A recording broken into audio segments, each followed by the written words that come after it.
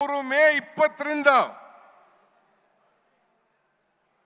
ಕರ್ನಾಟಕದಲ್ಲಿ ಎರಡನೇ ಬಾರಿ ಮುಖ್ಯಮಂತ್ರಿ ಆಗ್ತಕ್ಕಂಥ ಅವಕಾಶ ಸಿಕ್ಕಿದೆ.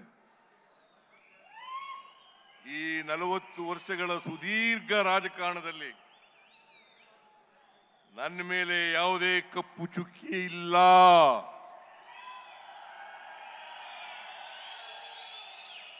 ನನ್ನ ರಾಜಕೀಯ ಜೀವನ ತೆರೆದ ಪುಸ್ತಕ.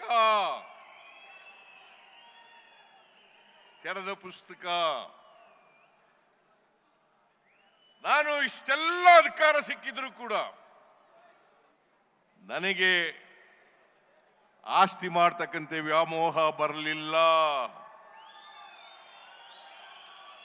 ನನ್ನ ಕುಟುಂಬಕ್ಕೆ ಬರಲಿಲ್ಲ. ನನ್ನ ಧರ್ಮಪತ್ನಿ ಹೆಂಡತಿ ಪಾರ್ವತಿ ಯಾವತ್ತೂ ಕೂಡ ಸಾರ್ವಜನಿಕ ಸಭೆಗಳಿಗೆ ಬಂದಿಲ್ಲ.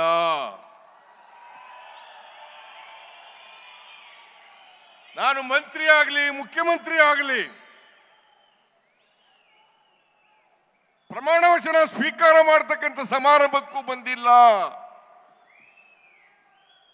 ಬಹುಶಃ ಇಲ್ಲಿ ಕೂತಿರ್ತಕ್ಕಂಥ ಅನೇಕ ಜನರು ನನ್ನ ಹೆಂಡತಿ ಮುಖನೂ ಕೂಡ ನೋಡಿಲ್ಲ.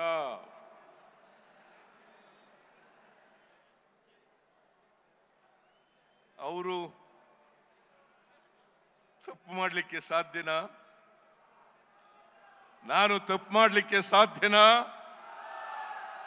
ಈ ರಾಜ್ಯದ ಜನರಿಗೆ ದ್ರೋಹ ಮಾಡಲಿಕ್ಕೆ ಸಾಧ್ಯನಾ? ಯಾವತ್ತೂ ಕೂಡ ದ್ರೋಹ ಮಾಡಲ್ಲ, ಮಾಡಿಲ್ಲ, ಮಾಡೋದು ಇಲ್ಲ. ನಾನು ಎಲ್ಲಿವರೆಗೆ ರಾಜಕೀಯದಲ್ಲಿ ಇರ್ತೀನಿ ಅಲ್ಲಿವರೆಗೆ ಮಾಡಲ್ಲ.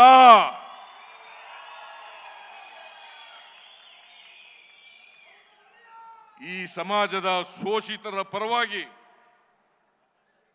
ಬಡವರ ಪರವಾಗಿ, ಪರಿಶಿಷ್ಟ ಜಾತಿ ಪರಿಶಿಷ್ಟ ವರ್ಗದವರ ಪರವಾಗಿ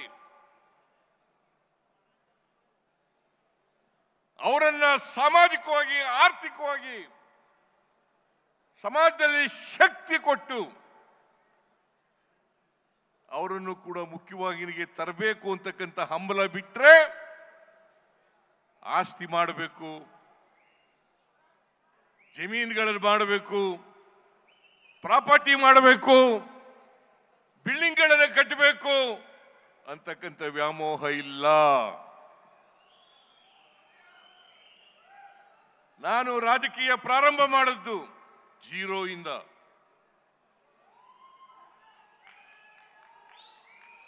ನಿಮಗೆ ನಿಜ ಹೇಳಬೇಕು ಅಂದ್ರೆ 1983ನೇ ಇಸ್ವಿನಲ್ಲಿ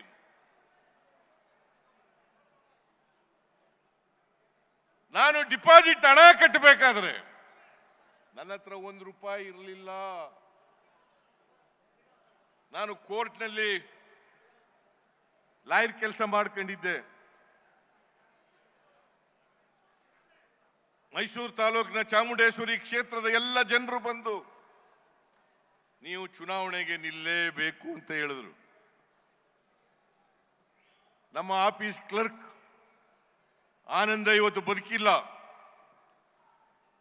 ಅವನಿಗೆ ಹೇಳಿ ಅವತ್ತು ಡಿಪಾಸಿಟ್ ಹಣ ₹250. ₹250 ಕೂಡ ನನ್ನ ಹತ್ರ ಇರಲಿಲ್ಲ. ಆ ₹250 ಆನಂದ ಕಟ್ಟಿದ. ಜನರೇ ದುಡ್ಡು ಕೊಟ್ಟು ಎಲೆಕ್ಷನ್ ಅನ್ನ ಗೆಲ್ಲಿಸಿದ್ರು. ಇಡೀ ಚುನಾವಣೆಗೆ ನಾನು ಸ್ವತಂತ್ರ ಅಭ್ಯರ್ಥಿಯಾಗಿದ್ದೆ. ಚುನಾವಣೆಗೆ ಜನರೇ ದುಡ್ಡು ಕೊಟ್ಟು ಒಟ್ಟು ಖರ್ಚಾದಂತ ಹಣ ₹63,000. ನಾನು ಇವತ್ತಿಗೂ ಕೂಡ ನಮ್ಮ ಅಪ್ಪ ಶ್ರೀಮಂತ ಅಲ್ಲ, ನಮ್ಮ ಕುಟುಂಬ ಶ್ರೀಮಂತ ಕುಟುಂಬ ಅಲ್ಲ, ಆದ್ರೆ ಹೊಟ್ಟೆ ಬಟ್ಟೆಗೆ ನೇರವಾಗಿದ್ದಂತ ಕುಟುಂಬ.